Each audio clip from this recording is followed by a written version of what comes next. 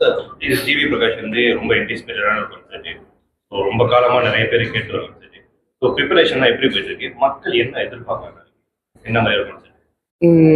Concept அப்படிங்கிறது என்னை பொறுத்தவரை நான் எப்பயுமே சொல்ற ஒரு இதுதான். அதாவது நம்ம வந்து ஒரு பாட்டை நல்லா கேட்கணும்னா இன்னைக்கு எவ்வளோ வந்து ஹெட்செட்ஸ் நல்ல ஹெட்செட்ஸ்லாம் இருக்கு, நிறைய தளங்கள் இருக்கு பாட்டு கேட்கறதுக்கு, அதுலேயும் நம்ம கேட்டலாம்.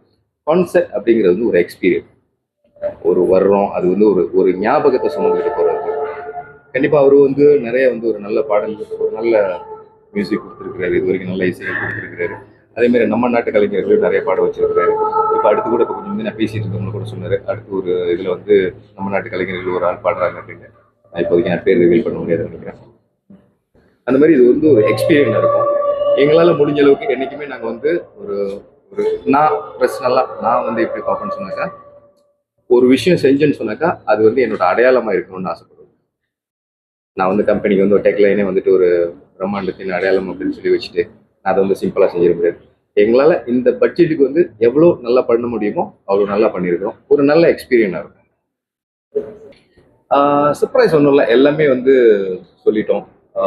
நம்ம நாட்டு கலைஞர்கள் வந்து 2 பேர் வந்து இப்போ பொதுவாக வந்து எப்பயுமே நம்ம வந்து என்ன ஒரு வழக்கமாக வச்சுருப்போம்னு சொன்னாக்கா, நம்ம நாட்டு கலைஞர்கள் வந்து தனியாக வந்து மேடையில் வந்து ஒரு அரங்கேற்றம் ஆயிரும். அதுக்கப்புறமா வந்து வெளிநாட்டில இருந்து வர இசை கலைஞர்கள் வந்து ஒரு இது பண்ணுவாங்க.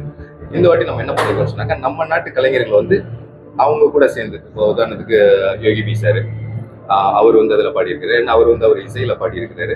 அப்புறம் நம்ம இப்போதைக்கு நம்ம வளர்ந்து வர்ற நட்சத்திரம் அருளினி, அவங்களுக்கு வந்து அதே மாதிரி ஒரு வாய்ப்பு கொடுத்துருக்குறோம். நம்ம நிறைய மலேசியா கலைஞர்கள், டான்சர்ஸ் நிறைய பேருக்கு கொடுத்துருக்கோம். அதே மாதிரி தொழில்நுட்ப கலைஞர்கள் நிறைய பேருக்கு வாய்ப்பு கொடுத்துருக்கோம். எவ்வளோ நம்மளால மலேசியா கலைஞர்களுக்கு எவ்வளோ கொடுக்க முடியுமோ அவ்வளோ கொடுத்துருக்கோம். அது சொல்லுவாங்க. இன்னொரு முக்கியமான விஷயம் என்ன சொல்லுவாங்கன்னா, இதனால வந்து எப்பயுமே இது வந்து வரக்கூடிய ஒரு கேள்வி. நம்ம வந்து ஒரு ஒரு நிகழ்ச்சி பண்ணாலோ, ஒரு படம் விளையாக்கணுன்றாலோ, எங்களுக்கு ரிப்பீட்டடா வரக்கூடிய ஒரு கேள்வி என்னன்னு சொன்னாங்க சோசியல் மீடியால வந்து, இதனால நாட்டுக்கு என்ன புண்ணியம், மக்களுக்கு என்ன புண்ணியம்? நாட்டுக்கு புண்ணியம் இல்லாமல் இருக்குல்ல. ஏன்னா வந்து ஒரு ஏன்னா இது மூலியமா வந்து நிறைய வந்து நம்ம டேக்ஸ் கட்டுறோம். லோக்கல் உள்ளூர் கலைஞர்களுக்கு, உள்ளூர் தயாரிப்பாளர்களுக்கு நிறைய வாய்ப்புகள் கிடைக்குது. அதை விட வந்து நம்மளோட அடையாளம் வந்து கலை.